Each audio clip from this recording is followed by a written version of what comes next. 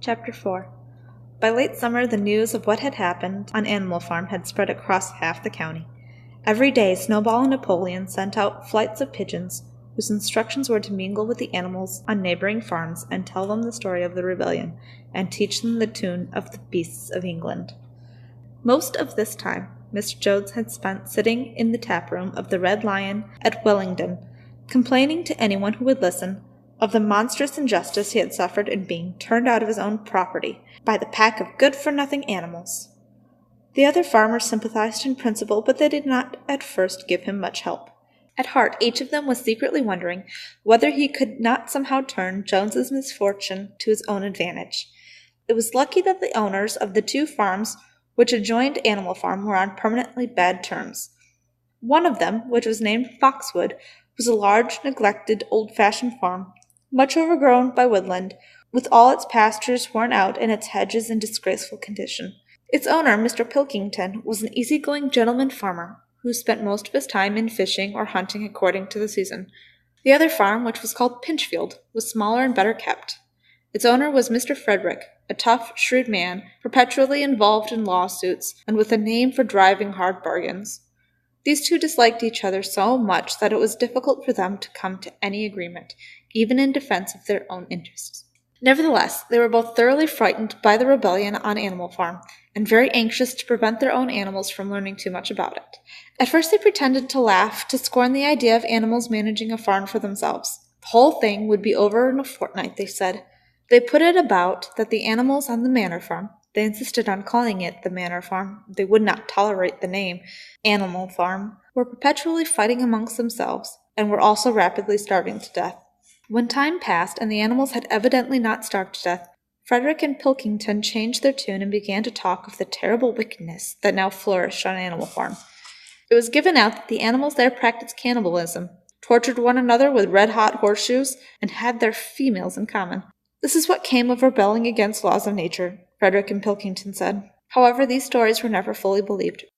Rumors of a wonderful farm, where the humans had been turned out and the animals managed their own affairs, continued to circulate in vague and distorted forms, and throughout that year a wave of rebelliousness ran through the countryside. Bulls, which had always been tractable, suddenly turned savage. Sheep broke down hedges and devoured the clover. Cows kicked the pail over. Hunters refused their fences and shot their riders on to the other side. Above all, the tune and even the words of Beasts of England were known everywhere. It had spread with astonishing speed. The human beings could not contain their rage when they heard this song, though they pretended to think it merely ridiculous. They could not understand, they said, how even animals could bring themselves to sing such contemptible rubbish. Any animal caught singing it was given a flogging on the spot. And yet the song was irrepressible.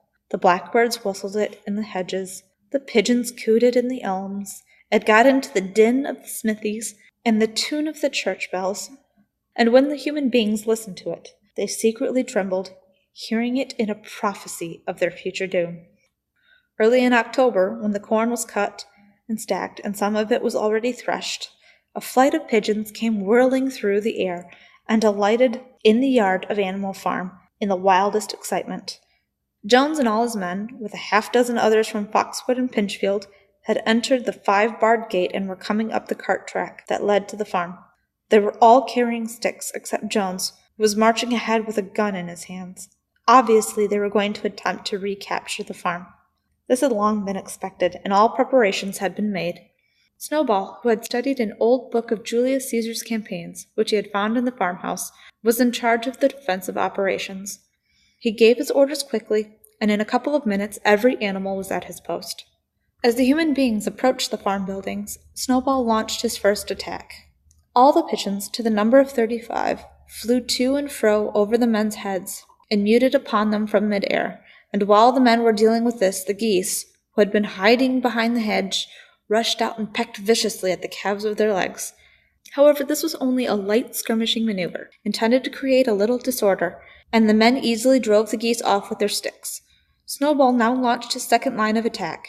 Muriel, Benjamin, and all the sheep, with Snowball at the head of them, rushed forward and prodded and butted the men from every side, while Benjamin turned around and lashed at them with his small hoofs. But once again the men, with their sticks and their hobnailed boots, were too strong for them. and suddenly, at a squeal from Snowball, which was the signal for retreat, all the animals turned and fled through the gateway and into the yard. The men gave a shout of triumph. They saw, as they imagined, their enemies in flight, and they rushed after them in disorder. This is just what Snowball had intended. As soon as they were well inside the yard, the 3 horses, the 3 cows, and the rest of the pigs, who had been lying in ambush in the cowshed, suddenly emerged in their rear, cutting them off. Snowball now gave the signal for the charge. He himself dashed straight for Jones. Jones saw him coming, raised his gun, and fired. The pellets scored bloody streaks along Snowball's back, and a sheep dropped dead. Without halting for an instant, Snowball flung his 15 stone against Jones's legs. Jones was hurled into a pile of dung, and his gun flew out of his hands.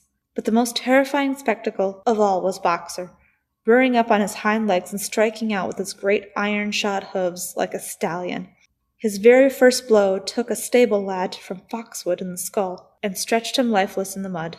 At the sight, several men dropped their sticks and tried to run. Panic overtook them, and the next moment all the animals together were chasing them around and around the yard. They were gored, kicked, bitten, trampled on. There was not an animal on the farm that did not take vengeance on them after his own fashion. Even the cat suddenly leapt off the roof onto a cowman's shoulders and sank her claws into his neck, at which he yelled horribly. At a moment when the opening was clear, the men were glad enough to rush out of the yard and make a bolt for the main road. And so, within 5 minutes of their invasion, they were in ignominious retreat by the same way they had come, the flock of geese hissing after them and pecking at their calves all the way. All the men were gone except one. Back in the yard, Boxer was pawing with his hoof at the stable lad, who lay face down in the mud, trying to turn him over. The boy did not stir. "He is dead," Boxer said sorrowfully. "I had no intention of doing that. I forgot I was wearing iron shoes. Who would believe that I did not do this on purpose?" "No sentimentality, comrade," cried Snowball, from whose wounds the blood was still dripping. "War is war. The only good human being is a dead one."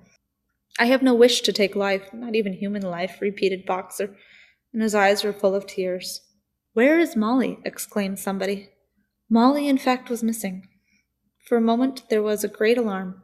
It was feared that the men might have harmed her in some way, or even carried her off with them. In the end, however, she was found hiding in her stall with her head buried among the hay in the manger. She had taken to flight as soon as the gun went off, and when the others came back from looking for her, it was to find that the stable lad, who was in fact only stunned, had already recovered and made off. The animals had now reassembled in the wildest excitement, each recounting his own exploits in the battle at the top of his voice. An impromptu celebration of the victory was held immediately. The flag was run up, and Beasts of England was sung a number of times. Then the sheep who had been killed was given a solemn funeral, a hawthorn bush being planted on her grave. At the graveside, Snowball made a little speech, emphasizing the need for all animals to be ready to die for Animal Farm if need be. The animals decided unanimously to create a military decoration, Animal Hero First Class, which was conferred there and then on Snowball and Boxer. It consisted of a brass medal. They were really some old horse brasses, which had been found in the harness room, to be worn on Sundays and holidays. There was also Animal Hero Second Class, which was conferred posthumously on the dead sheep. There was much discussion as to what the battle should be called. In the end, it was named the Battle of the Cowshed, since that was where the ambush had been sprung. Mr. Jones's gun had been found lying in the mud, and it was known that there was a supply of cartridges in the farmhouse. It was decided to set the gun up at the foot of the flagstaff, like a piece of artillery, and fire it twice a year, once on October the 12th, the anniversary of the Battle of the Cowshed, and once on Midsummer Day, the anniversary of the rebellion.